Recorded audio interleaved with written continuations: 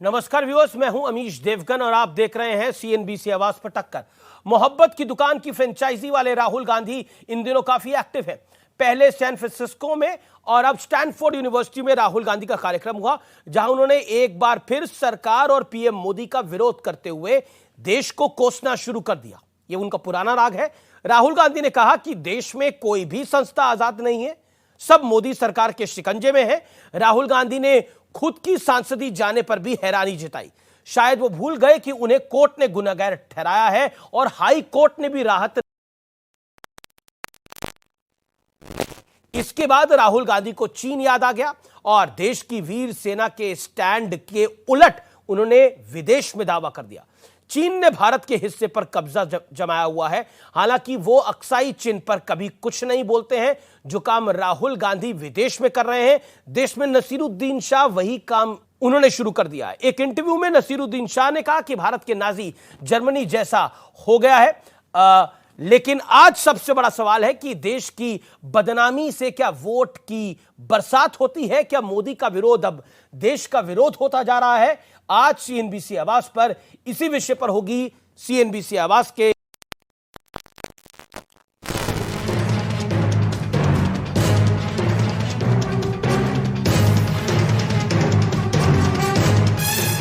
राहुल गांधी अपने अमेरिकी दौरे में सैन फ्रांसिस्को के बाद स्टैनफोर्ड पहुंचे। उनकी सिर्फ जगह बदली, लेकिन भारत को कोसने का स्टाइल वही रहा। I mean, they've occupied some of our territory. It's rough. It's not going to be an easy relationship. I don't think when I joined politics, 2004, I ever imagined the first person to get a full criminal sentence on defamation, to get the maximum sentence, to be disqualified from parliament. The entire opposition is struggling in India. Huge financial dominance, institutional capture. We were struggling to fight the democratic fight in our country. इनके लिए family first, party next, nation last है। मोहब्बत का पैगाम एक बहाना है। नरेंद्र मोदी की अगुवाई में भारत के विकास के खिलाफ दुनिया में नफरत का बाजार फैलाना आपकी प्राथमिकता है। राहुल गांधी विदेश में लगातार देश के खिलाफ बोल रहे हैं, तो देश में बॉलीवुड एक्टर नसीरुद्दीन शाह ने मोर्चा संभाल लिया। नसीरुद्दीन शाह ने कहा कि मैंने केरल स्टोरी नहीं देखी, ना ही देखना चाहता हूं, क्योंकि मैंने इसके बारे में काफी पढ़ा है। द केरल स्टोरी का हिट होना खतरनाक ट्रेंड की शुरुआत है। हम हिटलर जैसे जमाने में जा रहे हैं, क्योंकि जर्मनी के उस दौर में सुप्रीम लीडर के आदेश के मुताबिक फिल्में बनानी पड़ती थी। उन फिल्मों में सुप्रीम लीडर का गुणगान किया जाता था। क्या भारत की जमीन पर वाकई चीन का कब्जा है, जैसा कि राहुल गांधी दावा कर रहे हैं? तो जवाब है हाँ, क्योंकि 1962 में चीन ने अक्साई चीन हथिया लिया। उसके बाद ऐसे किसी भी कब्जे की पुष्टि देश की सेना ने नहीं की। सवाल यह भी है कि क्या द केरल स्टोरी या कहें लव जिहाद सच नहीं है? फिर आए दिन बेटियों की हत्या और ब्लैकमेलिंग की शिकायतें क्या कहलाती हैं? सवाल यह भी कि बाहर और अंदर भारत का 360 डिग्री वाले घेराव का एजेंडा आखिर है क्या? तो आज इसी पर होगी देश की सबसे बड़ी बहस। लेकिन पहले रुक कर लेते हैं सुप्रसिद्ध विश्लेषण का। आइए आपको एक एक करके दिखाते हैं मोहब्बत की दुकान या नफरत के बाजार का विश्लेषण। राहुल गांधी, शायद मैं पहला इंसान हूं जिसे बोलने पर सजा मिली है। सजा का फैसला अदालत का था, हाई कोर्ट से भी राहत नहीं मिली। राहुल गांधी माफी मांगने के लिए तैयार नहीं हुए, तभी यह सजा मिली है। अगर माफी मांग लेते तो राहुल की सदस्यता रहती। यानी अगर कोर्ट कह रहा है तो फिर क्या कोई करेगा। बढ़ता हूं आगे। सोचा नहीं था कुछ बोलने पर सांसदी चली जाएगी। अलग अलग मुद्दों पर मैंने जो गिनती करी उसमें 30 से ज्यादा नेताओं की सदस्यता जा चुकी है। इसमें जो प्रमुख नेता हैं, आला नेता हैं, उनके लालू यादव, जयललिता, आजम खान, ये तरीके के नेता हैं। देश की कोई भी संस्था आजादी से काम नहीं कर रही है। कांग्रेस जीते तो इलेक्शन कमीशन भी सही है, ईवीएम भी ठीक है, हारे तो सब गलत कैसे हो जाता है। हमारे देश में संस्थाएं किसी और के हाथ में हैं। सुप्रीम कोर्ट, ईडी और सीबीआई सभी सिर्फ संविधान के हाथ में है। सुप्रीम कोर्ट ने हाल फिलहाल में पवन खेड़ा को बेल दी थी। आप सोचिए, सुप्रीम कोर्ट का सरकार के हाथ में है। बढ़ता हूं मैं आगे। चीन ने हमारे कुछ क्षेत्रों पर कब्जा कर रखा है, राहुल गांधी ने कहा। हां, यह बात बिल्कुल सही है कि चीन ने भारत के कुछ क्षेत्रों पर कब्जा कर रखा है, लेकिन 1962 में अक्सई चीन पर कब्जा था। पंडित नेहरू की सरकार देखती रह गई थी, कांग्रेस की सरकार थी 1962 के अंदर। मैं बढ़ता हूं आगे। असल मुद्दे महंगाई, बेरोजगारी, शिक्षा का अधिकार है। राहुल गांधी ने बोला भारत का बहुत बुरा हाल है, लेकिन जीडीपी की ग्रोथ रेट 2022 की जो आई है वो आई है 7.2%। ये वाकई देशवासियों आपके लिए गर्व की बात है। कोरोना के बावजूद यूक्रेन हम खड़े हैं, यानी कुल मिलाकर तूफान आया हुआ है, लेकिन हमारा जहाज मुस्तैदी से चल रहा है। ये उसका प्राइम एग्जांपल है। मैं बढ़ता हूं बड़े सवाल की तरफ। बड़ा सवाल क्या है? मोदी सरकार को घेरने के चक्कर में राहुल गांधी क्या देश का अपमान कर रहे हैं, जो बीजेपी लगातार आरोप लगा रही है। मेरे साथ कौन कौन जुड़ रहा है इस चर्चा के अंदर? मेरे साथ आज कई मेहमान हैं। मेरे साथ बॉलीवुड के एक्टर शहजाद खान हैं, मेरे साथ कांग्रेस के प्रवक्ता सुरेंद्र राजपूत जी हैं, ललित अंबरदार जी हैं, राजनीतिक विश्लेषक हैं, डॉक्टर अजय आलोक हैं, प्रवक्ता है भारतीय जनता पार्टी के। डॉक्टर अजय आलोक, आप क्या क्या कर रहे हैं? राहुल गांधी कह रहे हैं सब समाप्त हो चुका है भारत के अंदर, सिस्टम समाप्त हो चुके हैं और यहां पर लोकतंत्र भी बचा नहीं है। आप ऐसा क्या कर रहे हैं कि राहुल को मजबूरन अमेरिका में जाके ये सब कुछ गिनाना पड़ रहा है, बताना पड़ रहा है? अमित जी, हम थक गए। थक गए आप? क्यों? हम थक गए समझा के, बोल के। बता रहा हूं, अभी तो लड़ाई बहुत लंबी है। अभी से थक जाएंगे तो कैसे काम चलेगा? कांग्रेस तो तैयार खड़ी है।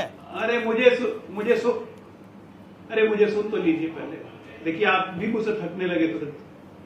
हम थक इसलिए गए क्योंकि 2004 से समझाते 2024 आ गया। एक आदमी है जो समझने को तैयार ही नहीं है। डिस्कशन करते करते आपके साथ मुझे कम से कम 50 डिबेट हो गए होंगे कि राहुल गांधी की गलतियों पे हम लोग डिस्कशन करते करते आप भी थक गए होंगे, मैं भी थक गया हूं। लेकिन एक आदमी है जो थकता ही नहीं, उसको बार बार वही गलती करने की आदत है। जो जिलेबी की तरह मुड़ा हुआ हो, उसको सीधा होना ही नहीं है। तो बात करके फायदा क्या है? तो मैं कहूंगा राहुल गांधी की बातें नहीं, मतलब बेसिकली रवीश गांधी की बातों पे अब कुछ कहने को बचा नहीं। अब आप देखिए, इस देश में लोकतंत्र है, लेकिन यहां पे डेमोक्रेसी खत्म हो गई, यहां संस्थाएं खत्म हो गई हैं, यहां सब कुछ खत्म हो गया है। और बगल का एक देश है, वहां सद्भाव है। चाइना में सद्भाव था ना, आज ही और कल से रिपोर्ट आ रही है कि वहां मुसलमानों पे कितना जुल्म हो रहा है, उस पर आवाज नहीं निकली। लेकिन अमेरिका में जाके भारत में मुसलमानों पे जुल्म हो रहा है, मुसलमानों को ट्रीट नहीं किया जा रहा है और अल्पसंख्यकों पे जुल्म हो रहा है। ये विदेश की धरती पे जाके ये बोल छूटे हैं, क्या करें इसका भाई? मैं सुरेंद्र राजपूत से जवाब देता हूं। सुरेंद्र राजपूत वो कह रहे हैं कि हम थक गए हैं राहुल गांधी को समझाते, लेकिन वो समझ ही नहीं रहे हैं, तो कोई क्या करे?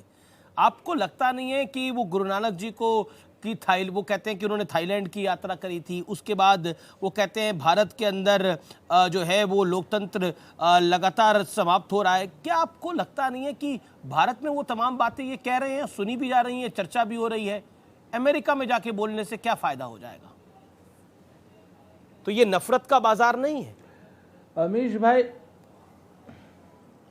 भाई, अजय आलोक चूंकि नए भाजपा में आए इसलिए थक गए हैं। आप नहीं थके, पूरी भाजपा नहीं थकी, पूरी भारतीय जनता पार्टी इंतजार करती है कब राहुल गांधी विदेश जाएं, कब राहुल गांधी कुछ बोलें, कब इनके बेरोजगार मंत्रियों की, प्रवक्ताओं की फौज पूरी 37 लोग लगातार आकर के खड़े हो जाएं और वो बिल्कुल वो राजकुमार की तरीके से डायलॉग मारें कि ऐसा हो गया है, वैसा हो गया है, ये कर दिया राहुल गांधी ने, वो कर दिया राहुल गांधी ने। अरे भाई, अगर आप राहुल गांधी को इतना महत्व नहीं देते हैं, मेरी आवाज मुझे मिल रही है, अगर आप राहुल गांधी जी को इतना महत्व नहीं देते हैं तो मत आइए डिबेट में, कौन रोक रहा है?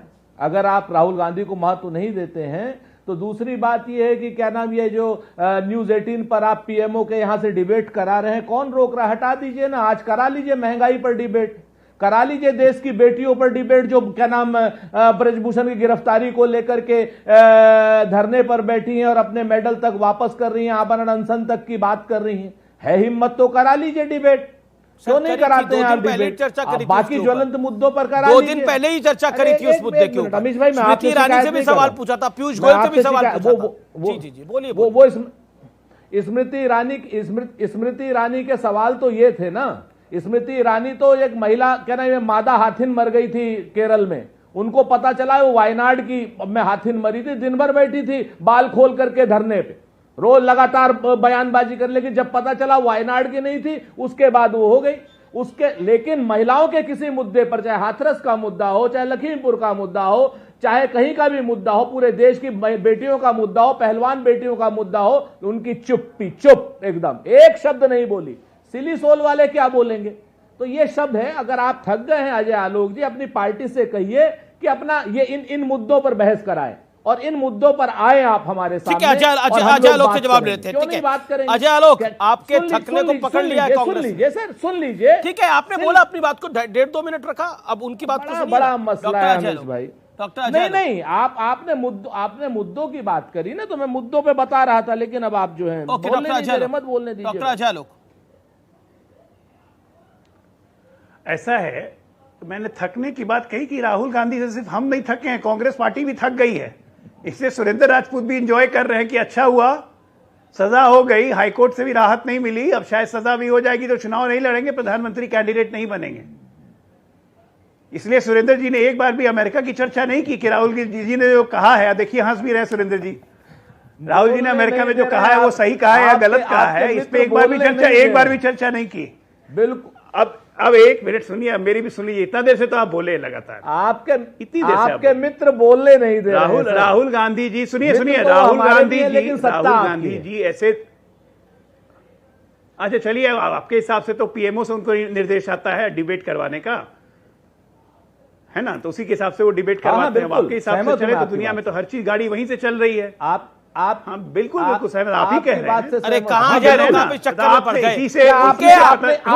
उनके अनुसार कांग्रेस के कई नेता पीएमओ से चल रहे हैं, आप नहीं जानते हैं। उनके कई नेता पीएमओ से चल रहे हैं कांग्रेस के अनुसार। ये अपने नेताओं को शक करते हैं, वर्किंग कमेटी में कहते हैं फोन नहीं लेके जाइए। मतलब ये हो गया पीएमओ इतना कमजोर हो गया आपका, इनके शब्दों में हिकारत, इनके शब्दों में हिकारत, मतलब पीएम कमजोर हो गया। आप ये कहते हो नरेंद्र मोदी जी कमजोर हो गए हैं, और मीडिया के प्रति इतनी इज्जत है, तो ये खुद कांग्रेस पार्टी डिबेट में क्यों आ जाती है भाई?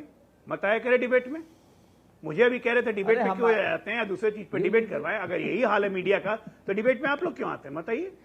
हमारी आवाज गूंज रही है, उसको बोल दो। ऐसा तो नहीं कहा है, लेकिन आगे बात अलग है सुरेंद्र जी। बात यह है कि देश की लगातार बेइज्जती कर रहा है ये इंसान, ये देश पे बोझ हो गया है।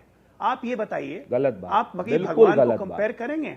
मेरा स्ट्रॉन्ग ऑब्जेक्शन है, नरेंद्र मोदी जी को भगवान से कंपेयर किया। एक मिनट, बोझ हो गए आप, भगवान से भी ज्यादा बोझ हो गए नरेंद्र मोदी, ये कहीं से सही था? हो गई है भाजपा, ये कहीं से सही था हाँ या ना? एक मिनट, ये कहीं से सही था हाँ या ना? क्या राहुल गांधी की कभी हिम्मत होगी किसी व्यक्ति को अल्लाह से कंपेयर कर दें? क्या राहुल गांधी की कभी हिम्मत होगी किसी व्यक्ति को जीसस क्राइस्ट से कंपेयर कर दें? मतलब ही अल्लाह है। आपको बिल्कुल हिंदू संस्कृति और हिंदू सभ्यता से नफरत क्यों है? सेंगोल के सामने प्रधानमंत्री जी दंडवत प्रणाम कर रहे थे, उसका आपने मजाक उड़ाया। एक मिनट, उसका आपने मजाक उड़ाया। राहुल गांधी ने क्या सही किया?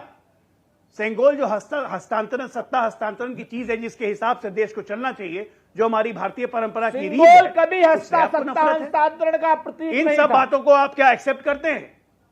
सेंगोल सत्ता हस्तांतरण का प्रतीक था, और उसी के शस्त्रास्त्र के हिसाब से हिंदुस्तान चलता था। चोला एक सेकंड, क्या बोल रहे हैं आप सुरेंद्र जी? आप क्या कह रहे हैं? सेंगोल सत्ता हस्तांतरण का प्रतीक नहीं था, हमारा संविधान था। 47 में आजादी मिली, हमारा संविधान कब आया? हमारा संविधान 1947 में था क्या? भारत को संविधान डॉक्टर बी आर अम्बेडकर ने कब दिया? आप उतावलेपन में क्या बात बोल रहे हैं? भारत का संविधान हस्तांतरण का हिस्सा था, कैसे हो गया? जब वो संविधान बना ही नहीं था तो हिस्सा कैसे हो गया? जब वो संविधान हिस्सा ही नहीं था तो वो प्रतीक कैसे हो गया? पॉइंट ये है, हस्तांतरण का भारतीय समाज, भारत सरकार का कभी प्रतीक नहीं था, और जिस दिन से संविधान आ गया उस दिन से हमारा संविधान की किताब सत्ता हस्तांतरण की प्रतीक थी। तो पंडित नेहरू ने क्यों ली थी ये? सिंगोल ने कभी तो भी पंडित नेहरू ने क्यों ली थी ये? अरे 500 से ज्यादा प्रतीक चिन्ह पंडित नेहरू ने लिए अच्छा, थे, और वो प्रतीक चिन्ह सारे था। के सारे अभिलेखागार अच्छा, ठीक में है, सुरक्षित आपने बोला प्रतीक चिन्ह था। हाँ। तो ये आनंद भवन में क्या क्या क्या रखा हुआ था? वॉकिंग बिल्कुल है। स्टिक ऑफ पंडित नेहरू। मैं- वहां पर ये कह के क्यों मैं रखा था आपके वॉकिंग स्टिक ऑफ ऊपर पंडित मानहानि नेहरू? का मुकदमा अगर कर पंडित सकता नेहरू की ये हूं। वॉकिंग स्टिक थी मैं कह तो सकता उसका हूं। मजाक उड़ाना सही है। राहुल जी के परनाना लगे पंडित नेहरू, तो अपने मैं परनाना की वॉकिंग स्टिक का मजाक उड़ाना जायज है? आपको लगता है आप उड़ाएंगे ऐसे, या मैं उड़ाऊंगा ऐसे मैं मजाक? दो बातें बहुत स्पष्ट कहता हूं अमीश देवगन। आप जैसे प्रतिष्ठित पत्रकार के मुंह से सफेद झूठ अच्छा नहीं लगता। पहली बात, वो आनंद भवन में नहीं था, राजकीय अभिलेखागार में था। आपको ये माफी मांगनी चाहिए देश से। ये मिस इन्फॉर्मेशन। इलाहाबाद म्यूजियम में था, इलाहाबाद म्यूजियम में था, उससे पहले आनंद भवन में था। हाँ। उससे पहले आनंद भवन में था। कभी नहीं था। आप इस अच्छा, समय चलिए। आनंद भवन में नहीं, क्या नाम, राजकीय अभिलेखागार में था। आपको क्षमा अच्छा, मांगनी किस होगी, नाम? नंबर अच्छा, एक। चलिए, नंबर आपकी दो, बात को ऊपर रख नंबर लेता हूं दो, सर। सुनिए। किस नाम से था ये तो बताइए, किस नाम से था? ऊपर मत रखिए, किस इतिहास नाम को से ऊपर था? रखिए। किस नाम से था? हाँ, किस नाम से था? प्रतीक, हाँ वो भी सुन लीजिए। हाँ, बताइए। वो भी सुन लीजिए। जी, जी, प्लीज। प्रतीक सुनहरी छड़ी। Walking stick of Pandit Nehru के नाम से था। सुनहरी छड़ी। वॉकिंग स्टिक ऑफ बिल्कुल पंडित नेहरू नहीं, के नाम से था। बिल्कुल नहीं। मेरे पास विजुअल्स हैं, मेरे बिल्कुल पास नहीं, आप तस्वीरें झूठ बोल रहे हैं हैं। और उस पर लिखा गया है। मेरे पास सच्चाई है। पंडित नेहरू की ये वॉकिंग स्टिक भी अमीश थी देवगन, तो राहुल गांधी ने अमीश मजाक देवगन, क्यों उड़ाया? आइए, बिल्कुल। आप किसी अभी 10 क्या नाम, सेकंड नेहरू दीजिए जी राजदंड को, जो चोल राज के हैं, जो चोला राज का राजदंड हो सकता है, वो नेहरू जी की क्या नाम छड़ी हो ही नहीं सकती, क्योंकि नेहरू जी सबका सम्मान करते थे। अमीश, 10 आप सेकंड लोग दीजिए झूठे हैं, झूठ बोलते हैं, और इतना अमीश, 10 झूठ सेकंड बोलते दीजिए मुझे। हैं सर, और 10 विषयांतर सेकंड। करते हैं, और जब आप फंस जाते हैं, झूठ आप बोल रहे हैं, मैं पूरे अभी आपको सत्ता expose कर रहा हूं। को सिर्फ आप अपना चाटुकारिता करने के सफेद झूठ लिए ये बोल रहे हैं आप अमीश। इतना झूठ बोल जाएंगे अमीश झूठ जी। बोल रहे हैं? मैं आपको ये तस्वीर सफेद दिखा झूठ सकता बोल हूं रहे हैं। जिसमें लिखा हुआ है, बोले। जिसमें लिखा हुआ है गोल्डन वॉकिंग अरे स्टिक मैं- gifted to Pandit Nehru. Golden walking stick gifted to Pandit Nehru. मैं पंडित आपको- नेहरू को भेंट मैं सुनहरी आपको छड़ी। भी तस्वीर दिखा मैं तस्वीर दिखा सकता हूं ऐसा आपको। है, सुनिए, सुनहरी छड़ी। हाँ, पंडित नेहरू को भेंट सुनहरी छड़ी। गोल्डन ये है, वॉकिंग स्टिक, इसको walking अंग्रेजी में stick लिखा कैसे हुआ कह है दिया golden Pandit Nehru? Walking stick gifted to Pandit Nehru. अरे भाई, उसी तस्वीर के अब अंदर ये लिखा हुआ है। अंग्रेजी- आपको हाँ, सेंगोल का gifted to मजाक पंडित, उड़ाना है, इसमें गलत भारतीय क्या है? रीति रिवाजों का मजाक उड़ाना है, आप उड़ाए। आपको आपकी सिंगोल कौन का है ये? मजाक उड़ाना है, आपको हिंदू रीति धर्म का मैंने मजाक तो उड़ाना कुछ है, कहा ही सिर्फ नहीं। सत्ता की चाटुकारिता के लिए। देखिए, अब कौन किसकी चाटुकारिता सत्ता की कर रहा है मुझे तो चाटुकारिता पता नहीं इतनी मत है, लेकिन कीजिए। मुझे यह जरूर लग रहा है कि अभी अरे आप सर, जिस अरे सर, आपको सब पता है। जिस आवेश में आप बह रहे हैं, जिस आवेश में आप बह रहे हैं, आप तो हम पंडित कोई नेहरू को भी आवेश डिनाई कर में रहे नहीं है, हैं। अमीश पंडित भाई। नेहरू को भी डिनाई कर रहे हैं। डॉक्टर हमें- अजय आलोक, हमें डॉक्टर कोई अजय आवेश नहीं है। डॉक्टर अजय आलोक, डॉक्टर अजय देखिए, आलोक, सबसे मैं पहले एक बात सेकंड, सुरेंद्र एक जी मिनट, को- एक मिनट, एक मिनट, एक सुरेंद्र जी मिनट। को- मेरे सुरेंद्र पास जी- जो तस्वीर है मैं उसको जूम इन करके दिखाता हूं, थोड़ी देर में मैं चैनल पे भी दिखाऊंगा वो क्या लिखा हुआ है, आप खुद पढ़ सकते हैं। Golden stick gifted to Pandit Nehru. Golden stick gifted to Pandit Nehru, ये बिल्कुल क्लियरली इसमें लिखा हुआ है और उसी के नीचे ये बात लिखी हुई है। और कुल मिलाकर अगर वो पंडित नेहरू को गिफ्ट करी हुई गोल्डन स्टिक भी है और वॉकिंग स्टिक भी है, कुछ भी है, उनके परनाना को दी गई है, क्या उसका मजाक उड़ाना जायज है? मैं व्यूअर्स आपसे पूछ लेता हूं, इसके आगे मुझे इस विषय पर कुछ नहीं कहना है। Doctor Ajay Alok, 40 seconds respond. बेकार के मुद्दे बना रहे हैं आप। सबसे पहली बात कि सुरेंद्र जी को इस बारे में सुरेंद्र जी को इस बारे में पूरी अच्छी तरह से जानकारी नहीं है।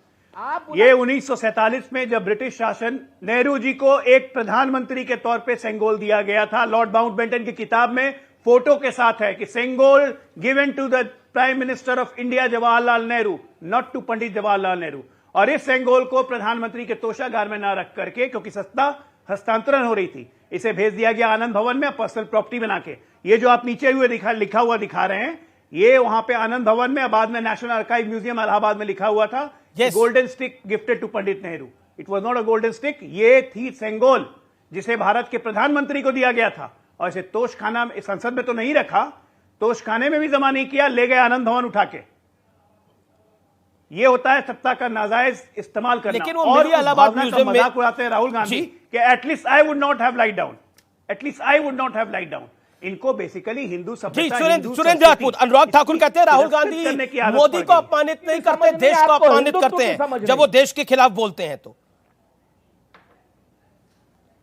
मैं जवाब दूं? जी, दो चीजें हैं अमीश देवगन जी, आप तो बहुत प्रख्यात पत्रकार हैं। मोदी का विरोध और मोदी सरकार का विरोध देश का विरोध नहीं है। अनुराग ठाकुर अगर मोदी जी ने गलत काम किए हैं, महंगाई बढ़ी है, अगर मोदी जी ने गलत काम किए, मोदी सरकार ने गलत काम किए हैं, तो उनको कहा जाएगा, क्योंकि मोदी कोई देश नहीं है ना मोदी भगवान है। एक बात। दूसरी बात, ये अपने आप में सच है कि 38,000 किलोमीटर नेहरू जी के समय में चीन के पास भारत का एक हिस्सा गया था, अक्साई चीन का, और उसके बाद 1,000 से 2,000 किलोमीटर के बीच का हिस्सा अब गया है पेंगोंग त्सो लेक में, दौलत बेग ओल्डी के पास, और हम लोग फिंगर 13 तक पहले जाते थे। अब पूरा प्रूफ है, अगर आप आर्मी के भी जर्नल्स पढ़ेंगे तो आपको समझ में आ जाएगा कि आज की डेट में हम कहां तक पेट्रोलिंग कर रहे हैं। आज की डेट में आर्मी चीफ से हमारी बात हुई, उन्होंने तो ऐसा कुछ नहीं कहा। मालूम, अगर पहले आर्मी के चीफ सही कह रहे हैं या आप सही कह रहे हैं? आप भगवान हो गए। नहीं, मैं तो कोई भगवान की बात ही नहीं कर रहा। आपको हर बात में भगवान आजकल याद आ रहे हैं, ये अच्छी बात है, लेकिन आर्मी के चीफ, अगर मैं आर्मी के चीफ की बात पे यकीन करूं या राहुल गांधी की बात पे यकीन करूं, आर्मी के चीफ सही है या राहुल गांधी सही है? सुन लीजिए, आर्मी के चीफ सही है, राहुल गांधी सही? सेना बिल्कुल सही है, तो वो वही कह रही है कि कुछ नहीं गया। सेना को पढ़ लीजिए, आपको फिर से मैं बताता हूं, सेना का बड़ा स्पष्ट रूप से चीन की आर्मी ने बताया भाई। पहले हम क्या नाम फिंगर 13 तक, अरे बकवास मत कीजिए अजय आलोक, देश के मुद्दे पर मजाक मत बनाइए। चीन की आर्मी बताती है आपको, झूला झुलाते हो आप, नहीं भारत की आर्मी आपको क्यों रिपोर्ट करेगी? लाते हो आप, भारत की आर्मी आपको क्यों रिपोर्ट करेगी राहुल गांधी को? पीएलए चीन के राजदूत को मिलते हुए देखा है हम लोगों ने। हम बता रहे हैं ना, गलवान के लड़ाई के समय चीनी राजदूत के साथ डिनर करते हुए तो पूरा देश ने देखा है। तो मतलब कि चीनी आर्मी ने ही आपको ये सूचना दी है ना। चीन के राष्ट्रपति को जो 20 हमारे सैनिकों का हत्यारा राष्ट्रपति, अरे चीन के राष्ट्रपति छोड़िए, चीन का जब गलवान चल रहा था तो चीन के राजदूत के साथ बैठ के डिनर कर रहे थे, चाउमीन खा रहे थे। तो ये सारा जो फिंगर 14 फिंगर 13 फिंगर बोल रहे हैं, ये चाइनीज आर्मी ने जानकारी दी क्या? के बाद इंडोनेशिया, सद्भावना वाला देश है ना चीन, हो सकता है दे दी हो। राहुल गांधी के साथ बहुत सद्भावना है चीन की। कह तो रहा हूं, ये बकवास की बातें सिर्फ भाजपा ही कर सकती है, क्योंकि राहुल गांधी बोल रहे हैं आप सद्भावना सद्भावना वाला देश है। अच्छा, एक सवाल मैं पूछना चाहता हूं, झूला झुलाओ आप, पैर पकड़ो आप, लाल आंख न दिखाओ आप, और सद्भावना वाला देश आप ही कह रहे थे। ठीक है, डॉक्टर अजय लोग होल्ड ऑन, मेरा पॉइंटेड सवाल है। Rahul Gandhi, what does Rahul Gandhi means when he says कि लोकतंत्र का मतलब सब विपक्ष का होना नहीं होता है, लोकतंत्र का मतलब होता है संस्थाएं विपक्ष का साथ दें। ये क्या सेंस ऑफ एंटाइटलमेंट है कि संस्थाएं विपक्ष का साथ दें? मैं आपको वही चीज है, ये दुर्भाग्य है देश का अमीश भाई, कि 2014 से पहले आप स्वयं सत्ता पक्ष से सवाल पूछते थे, संस्थाएं क्या नाम पत्रकार स्थायी विपक्ष, हम आज भी पूछते हैं सरकार से सवाल। 2014 के बाद पत्रकार आज भी सवाल पूछते हैं सरकार से। आप बीच में मैंने प्रधानमंत्री अमित शाह, राजनाथ सिंह सबसे सवाल पूछे,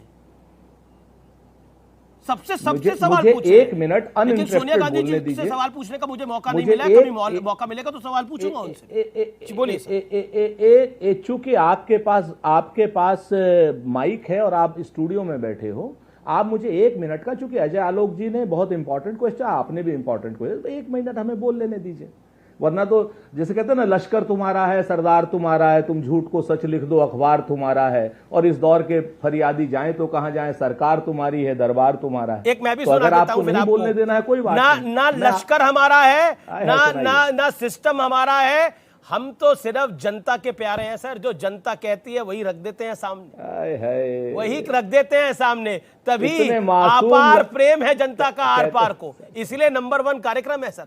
वही आर पार को तो कहते हैं कितने मासूम लग रहे हो, तुमको जो जालिम कहे वो झूठा है।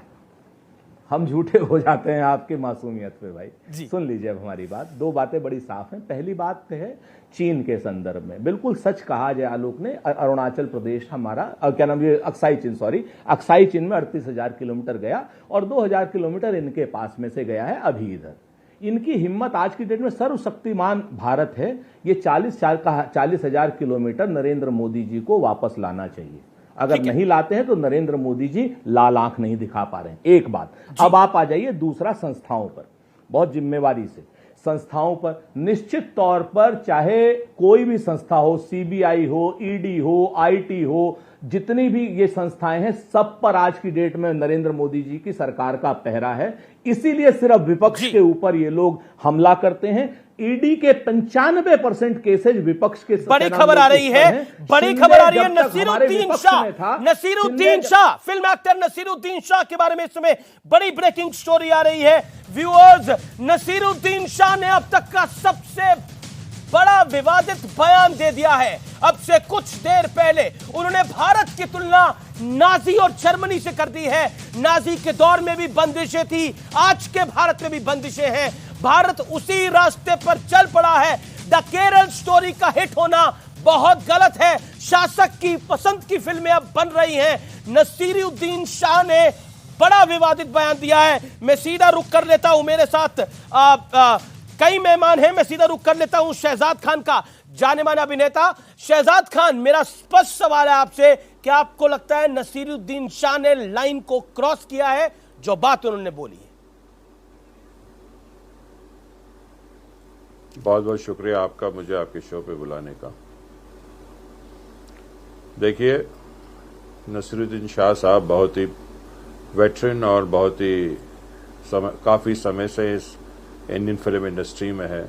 बहुत शानदार एक्टर है और हर आदमी को अपनी मन की बात बोलने का पूरा हक है। एक बहुत बड़े नामी ग्रामी जर्नलिस्ट है करण थापर साहब, उनकी इंटरव्यू ले रहे थे नसीरुद्दीन शाह साहब की, वो तो उन्होंने शायद उसमें भी कहा जो मैंने अपनी आंखों से देखा, तो उन्होंने जो कहा, जो उनको लगा उन्होंने कहा, उसमें क्या गलत कहा? तो आपको लग रहा है नाजी का भारत है ये? होके आपको लग रहा है भारत नाजी के भारत की तरफ बढ़ रहा है? नाजी का भारत, देखिए, नाजी और शाजी की बात नहीं है। अनुराग ठाकुर का बयान आया है नसीरुद्दीन शाह पर। अनुराग ठाकुर ने बोला है कि फिल्म बनाने के लिए सबको आजादी है, बयान देने वाले राजनीति करें, राजनीति में शामिल होकर अपना काम करें। यानी नसीरुद्दीन शाह रेगुलर ऑफेंडर है। मैं ये रेगुलर ऑफेंडर की बात इसलिए कह रहा हूं, इन्हें पहले भारत में डर लग रहा था, अब ये कह रहे हैं कि भारत नाजी होता जा रहा है, नाजी के जर्मनी जैसा होता जा रहा है। मेरी आपत्ति है इस बात के ऊपर कि मेरा भारत नाजी की जर्मनी जैसा नहीं है। और नसीरुद्दीन शाह भारत में ये बात कह रहे हैं, किसी और मुल्क में नहीं कह रहे। ये बात वो पाकिस्तान, अफगानिस्तान, जर्मनी में नहीं कह रहे, वो भारतवर्ष में ये बात कह रहे हैं। क्या हम अपने देश को हिटलर के देश से या नाजी के देश से कंपेयर करेंगे? ये बात है। नसीरुद्दीन शाह पर अनुराग ठाकुर का काउंटर अटैक है। मैं सीधा रुख करता हूं, मेरे साथ ललित अंबरदार भी हैं, मेरे साथ शहजाद खान भी हैं। शहजाद खान, भारत में ही तो रह के नसीरुद्दीन शाह इतनी बात कह पा रहे हैं, और अनुराग ठाकुर ने अब जो कि INB मिनिस्टर, उन्होंने बोला है कि अगर उनको राजनीति करनी है तो राजनीति करें, फिल्म बनाने की आजादी तो सबको है। 40 सेकंड। तो नसीरुद्दीन शाह साहब एक्टर है, वो प्रोड्यूसर थोड़ी है। वो एक्टर है, उनको जो लगा उन्होंने कहा, और बाकी उनकी मर्जी। उसमें इतना बड़ा ये सब हल्ला गुल्ला मचाने की क्या जरूरत है? पर वो काम तो कर ही रहे हैं। और देखा जाए तो हो रहा है, हाँ कर ही रहे, तो उसमें क्या है? हमारा, उनका देश है, यहाँ पैदा हुए, वो यहाँ की मिट्टी में पैदा हुए, तो काम क्या यही करेंगे? इसी मिट्टी ने उनको शोहरत दी, बिल्कुल करेंगे, क्यों नहीं करेंगे? फिर तो उन्हें जर्मनी और नाजी जैसा देश कैसे दिख गया? मतलब जर्मनी के नाजी के जर्मनी और हिटलर के जर्मनी जैसा देश कैसे दिख रहा है भाई? ये उनको देखा होगा, उनको लगा होगा हालात ऐसे हो रहे, हर वक्त इलेक्शंस के टाइम ऐसी ऐसी पिक्चरें आ रही है। इससे पहले एक फिल्म आई थी फाइल्स नाम की, और जिस तरह से बड़े बड़े पोस्ट पर हमारे वजीर आला जो है इस फिल्म का प्रचार कर रहे इलेक्शन में, तो ये सब चीजें देखते ही ना लोग, सबकी आंख नाक कान सब चीज खुली है और हर आदमी को बोलने का हक है, डेमोक्रेसी है जी बिल्कुल, लेकिन देखने का नजरिया अलग अलग होता है। जी जवाब ले लेते हैं कुछ लोग देखकर अनदेखा कर देते हैं, कुछ देखकर अनदेखा कर देते हैं। ललित अंबरदार, नसीरुद्दीन शाह को क्यों भारत में अब हिटलर के जमाने की याद आ रही है, नाजी के जमाने की याद आ रही है? और उनका यह भी कहना था केरल स्टोरी का, जो ये बहुत बड़ा बयान है उनका, उन्होंने बोला फिल्म का हिट होना जनता के हाथ में होता है और ये बड़ा खतरनाक ट्रेंड है। आप भी थिएटर से हैं, आप भी एक्टिंग करते हैं, सोशल वर्कर भी हैं, पॉलिटिकल कमेंटेटर भी हैं, make your point. Lalit Ambardar. Amit ji, आपने एक बहुत महत्वपूर्ण एक बात कही है। आपने कहा जो अमेरिका में विदेश जमीन के ऊपर जो भारत के खिलाफ प्रचार हो रहा है और साथ ही साथ कॉन्करेटली हिंदुस्तान के अंदर किसी और ने मोर्चा संभाल रखा है, क्या यह संयोजित है? मैं इस ओपिनियन का हूं कि यह संयोजित है, क्योंकि आपको मालूम है कि नरेंद्र मोदी जाने वाले अमेरिका क्यों जा रहे हैं? वेकेशन पे नहीं जा रहे हैं, हॉलिडे पे नहीं जा रहे हैं। वो वहां के लोगों को इंप्रेस करने के लिए कि हिंदुस्तान में आओ, हमारी हालत अच्छी है, यहां पे आके इन्वेस्ट करो। और हम लोग क्या कर रहे हैं? हम लोग ये प्रचार कर रहे हैं, नेगेटिव प्रचार कर रहे हैं कि हिंदुस्तान में मत आओ। हिंदुस्तान तो हिटलर का देश बन चुका है, यहां पे आजादी नहीं है, डेमोक्रेसी खत्म हो गई है।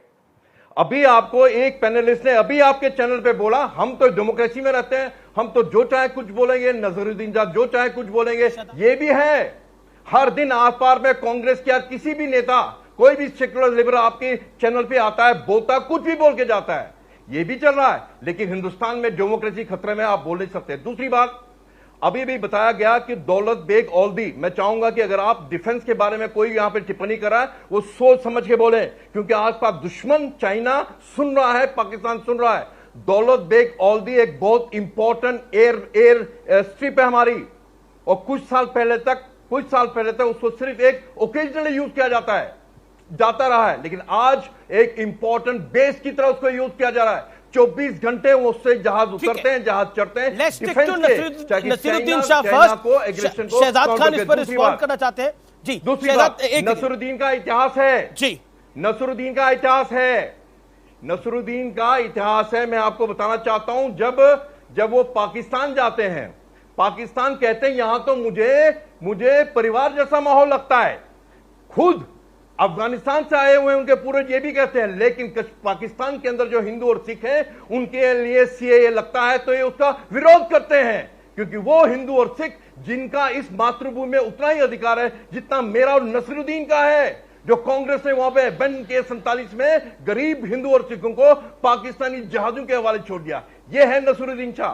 नसरुद्दीन शाह को आपको कश्मीर फाइल्स के ऊपर तकलीफ थी, ठीक है। कश्मीर फाइल्स को उन्होंने बोला कि एक फैंटेसी है, क्यों? क्योंकि वहां पे कश्मीरी हिंदू के नरसंहार का पिक्चराइजेशन किया गया। शहजाद खान रिस्पॉन्ड करना चाह रहे हैं। Hold on, audio down. Shehzad Khan 40 second, sharp rebuttal Shehzad Khan, then I will come to politics. Shehzad Khan, देखिए, नसीरुद्दीन शाह साहब को जो लगा उन्होंने कहा, हालात बिल्कुल वैसे हो रहे हैं। और जहां तक हमारे देश की बात है, जो हमारी रेस्लर बेटियां वहां पर उनका जो हशर हो रहा है वो भी दुनिया देख रही है। एक नसीरुद्दीन शाह साहब के स्टेटमेंट से कोई कायनात नहीं पलटने वाली है, लेकिन जो आंखों से देखा जा रहा है पूरी दुनिया में, उससे हमारे देश का क्या इमेज बन रहा है, इस पे क्या देखा जा रहा है? जिस तरह से हमारी जो लड़कियां, हमारी रेस्लर बेटियां गोल्ड मेडल लेकर आए हैं और उनके साथ आईएसआई की मार्केटिंग कर रहे हैं आप लोग, ऐसी फिल्म बना के, माफ करना, ऐसी आईएसआई की मार्केटिंग कर रहे हैं उनके खिलाफ नहीं बोल रहे हैं। और इतना झूठ आप लोग, हम तो आईएसआई को नेस्तनाबूद करना चाहते हैं, हम तो आईएसआई को नेस्तनाबूद। कश्मीर के बाद अगर हिंदुस्तान में एपिसेंटर जहाज का है तो केरल है। आईएसआई को पब्लिसिटी देने वाले आप तो ये याद रखना लोग हैं जो उस फिल्म को याद रखना पड़ेगा। केरल स्टोरीज जैसी फिल्म बना रहे हैं, केरल स्टोरीज बनाने वाले लोग आईएसआई की मार्केटिंग कर रहे हैं। ये लोग लोग दुश्मन है समाज ललित के। अंबरदार ये साइलेंट। लोग सीएनबीसी आवाज के टक्कर के गुरुवार एडिशन में यानी थर्सडे एडिशन में रुकेंगे एक ब्रेक के लिए, लेकिन ब्रेक के उस पार एक बड़ी खबर के साथ वापस आएंगे। व्यूअर्स, आप देख रहे हैं सीएनबीसी आवाज पे टक्कर का थर्सडे एडिशन। शहजाद खान, मेरा सवाल है, आप कह रहे हैं कि आप केरल स्टोरी जैसी फिल्म बना रहे हैं। केरल स्टोरी जैसी फिल्म बना रहे हैं तो लोग देख भी तो रहे हैं।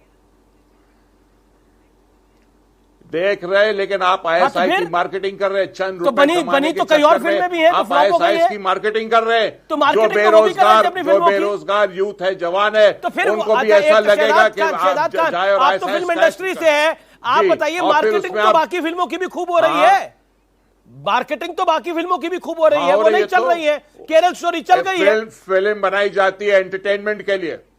केरल स्टोरी चल रही है, चलने दो। फिर क्यों आप लोग इनसिक्योर है?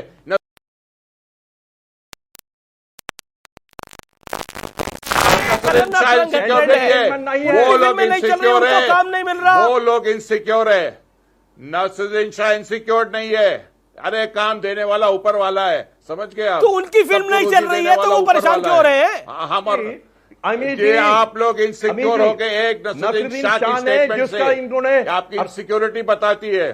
ठीक है, अच्छा ठीक करण है। थापर के साथ इंटरव्यू का जिक्र किया, कहते हैं जानते हो उसने क्या क्या करण थापर को बोला कि हम 200 मिलियन है, सिविल वॉर होगी। ये है नसरुद्दीन शाह को जो मन उनमें बोला, ठीक है, बोला उनकी सोच है। आप नसरुद्दीन शाह के स्पोक्स पर्सन क्यों बने हुए हैं? सिविल वॉर होगी। शहजाद खान, आप ललित अंबरदार को बोलने दीजिए। तो उनको जो लगा उन्होंने कहा, तो कुछ भी लगेगा। बोलने दीजिए, बोले। वो कैसे बोल सकते मैं हैं? वही कह रहा हूं आपको, झूठ फरेब। और साथ में ये भी बोलते हैं करण थापर को उसी इंटरव्यू में जिसका इन्होंने जिक्र किया कि हम लोग 200 मिलियन है, 200 मिलियन है, हम यहां पे सिविल वॉर होगी। ये है नसरुद्दीन शाह। ये मालूम जानते क्या है? ये जो संयोजित कार्यक्रम है ना, आप कह रहे हैं कि जो हिंदुस्तान और हिंदू के खिलाफ अमेरिका और यूके और यूरोप में प्रोपेगेंडा होता है, अरे जाके देखो हिंदुस्तान वो बच्चियों के साथ कितना बुरा असर हो रहा है। इंटरनेशनल मेडल जीत कर आई।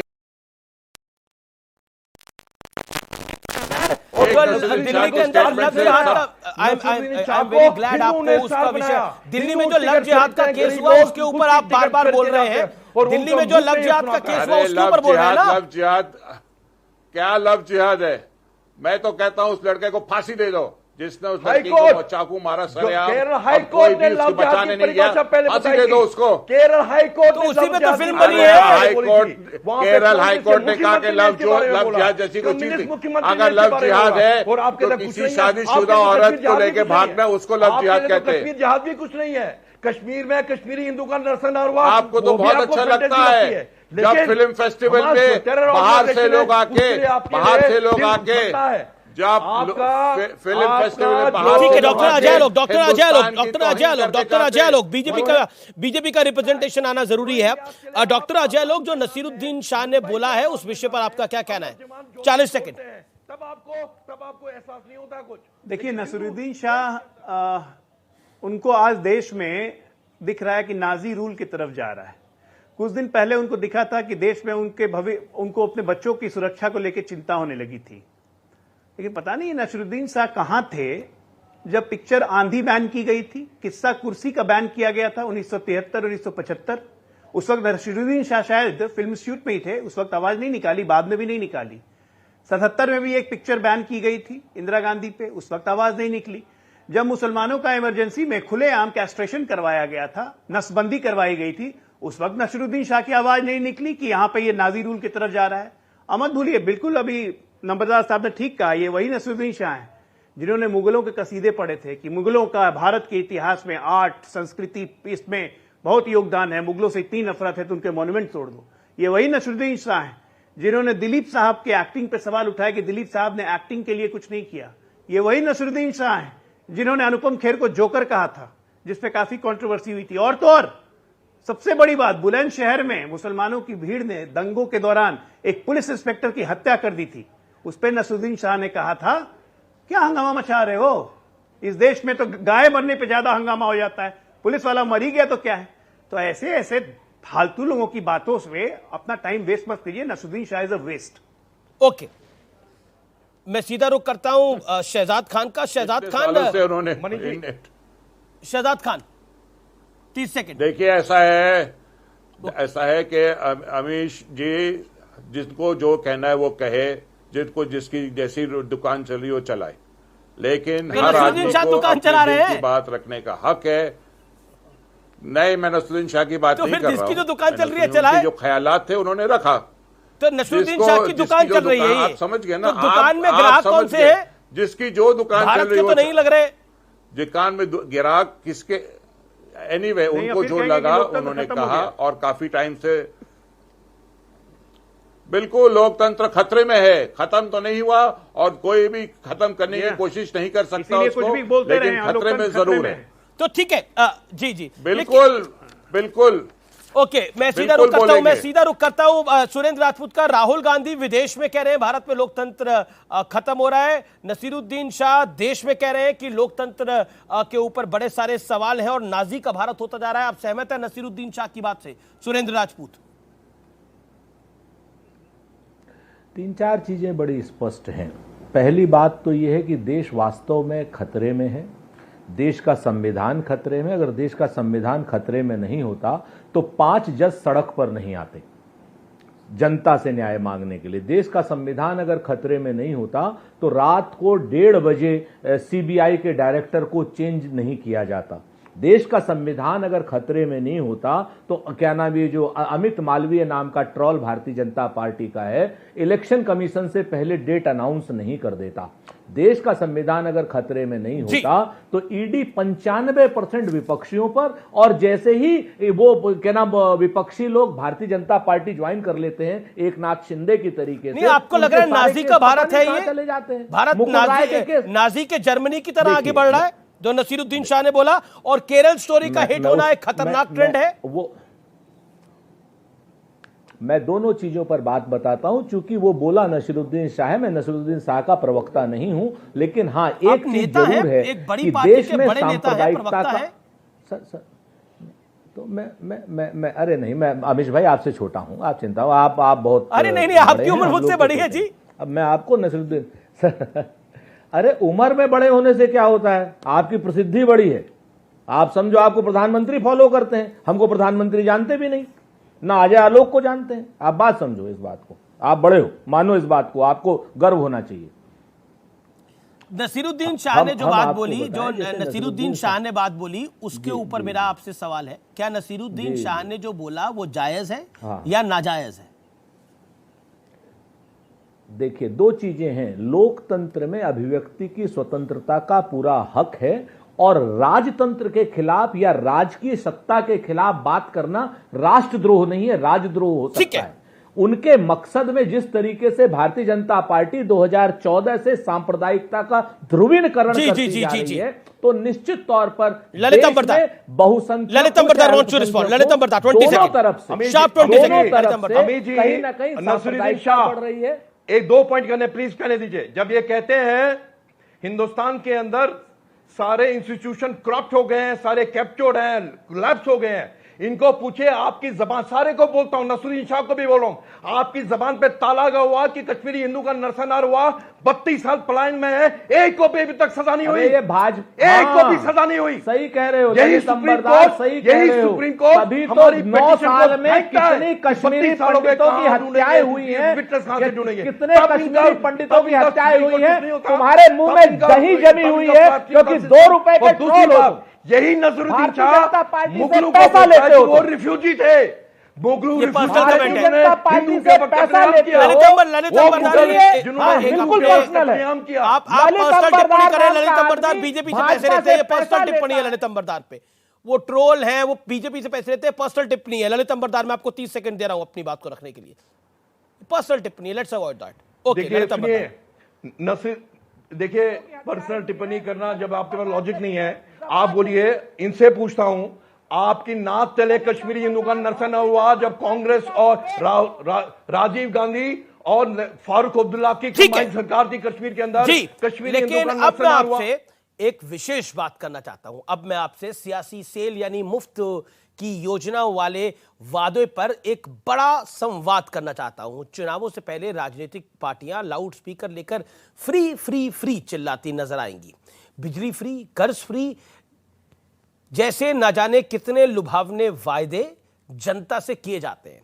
लेकिन ये फ्री वाली सियासत आप पर कितनी भारी है, या फिर मैं ये कहूं आप पर कितनी महंगी पड़ने वाली है, इसकी जानकारी थोड़ा ले लीजिए।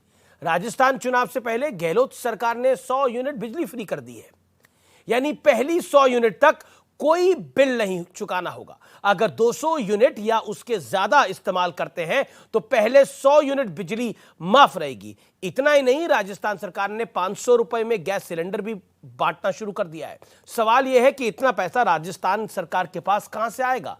आपको पहले राजस्थान की हकीकत बताते हैं। सरकार पहले ही कर्ज में डूबी है। 2019 से 2023 तक 4 साल में प्रति व्यक्ति पर कर्ज 20,481 रुपए बढ़ गया है। राजस्थान में हर व्यक्ति पर 65,541 रुपए का कर्ज का बोझ है, जबकि राजस्थान पर 5 लाख करोड़ से ज्यादा का कर्ज है। हाल ही में कर्नाटक में कांग्रेस ने हर परिवार को 200 यूनिट तक मुफ्त बिजली का ऐलान करा और प्रत्येक महिला मुखिया को हर महीने 2,000 रुपए, ग्रेजुएट बेरोजगारों को 2 साल तक 3,000 रुपए महीना और महिलाओं को राज्य सरकार की बसों में मुफ्त यात्रा का प्रलोभन दिया गया, जिन पर हर साल तकरीबन 50,000 करोड़ का खर्च आएगा। हाँ, यही हाल मध्य प्रदेश का भी है। कांग्रेस ने घोषणा की है कि सरकार बनने पर गैस सिलेंडर 500 रुपए का हर महिला को 1,500 रुपए प्रति महीना मिलेगा। बिजली 100 यूनिट माफ होगी, 200 यूनिट हाफ होगी, किसानों का कर्ज माफ होगा, पुरानी पेंशन लागू हो जाएगी। दरअसल इस मुफ्त की सियासत के जनक अरविंद केजरीवाल हैं। उन्होंने दिल्ली में फ्री बिजली का प्रलोभन देकर चुनाव जीता, उसके बाद पंजाब में चुनाव जीता और बाकी कोनों में भी फ्री बीज की बाढ़ आ गई है। सवाल यह भी उठता है कि फ्री बीज और लोक कल्याणकारी योजनाओं में क्या अंतर है? फ्री बीज मुफ्त में देना है और लोक कल्याणकारी योजनाओं लोगों की भलाई के लिए लागू की जाती हैं, जिसका मकसद कोई लोक प्रलोभन नहीं होता, बल्कि उनकी सामाजिक जरूरतों को पूरा करना और आत्मनिर्भर बनाने की ओर एक कदम होता है। कभी आपने सोचा कि ये पैसा सरकारें कहां से लेके आएंगी? इतना कर्ज लेने का मतलब क्या है? इकोनॉमी चरमरा जाएगी, हालात बेकाबू हो जाएंगे, इंफ्रास्ट्रक्चर समाप्त हो जाएगा। हमारे पड़ोसी देश श्रीलंका और पाकिस्तान इसका एक बड़ा उदाहरण है। श्रीलंका में 2019 में गोटबाया राजपक्षे की नई सरकार ने चुनावों के दौरान करों में बेहिसाब कटौती का ऐलान किया, बहुत सारी मुफ्त योजनाएं भी शुरू कर दी। इसके लिए दूसरे देशों से जमकर कर्ज भी लिया गया। कुछ वक्त तो मुफ्त की रेवड़ियां बांटी जाती हैं, लेकिन इसके बाद श्रीलंका का जो अंजाम हुआ वो आपके सामने है। पाकिस्तान की इकोनॉमी का भी कुछ यही हालात है, गृह युद्ध जैसी स्थिति है। आपसे कुछ छुपा नहीं है, वहां पर आज महंगाई कितनी बड़ी है, इकोनॉमी चरमरा चुकी है। तो ये है असलियत फ्री की राजनीति की, यानी ये जो फ्री का खेल है ये लॉन्ग टर्म में, अब तो कहें तो मीडियम टर्म में बहुत महंगा पड़ता है। नमस्कार।